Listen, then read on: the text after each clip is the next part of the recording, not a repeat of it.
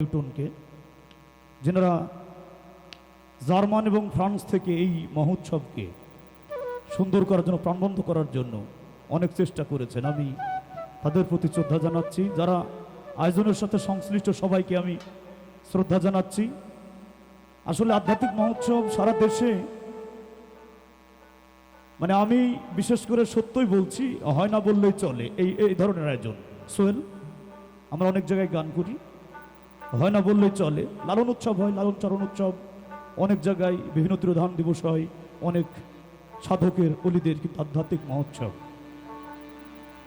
সাইজি বলছে যে আধ্যাত্মিকে না ডুবলে তুমি মানুষের দর্শনও পাবা না, আল্লাহর দর্শনও পাবা না। আধ্যাত্মিকে ডুবলেই আল্লাহর দর্শন বা মানুষের দর্শন পাওয়া যায়, তার আগে নয়। কি গো বাজান, তাই না?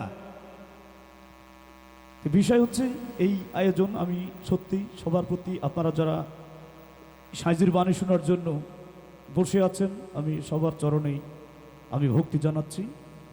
আমি আমার একটি গুরুদৈন্য দিয়ে শুরু করছি।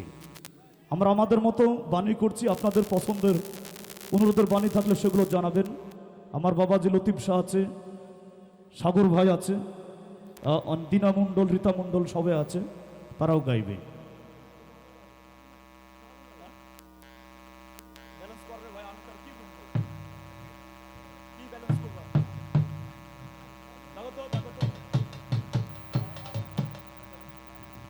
হ্যালো হ্যালো চেক ভাই, ভোকালের লোটা একটু বাড়ান।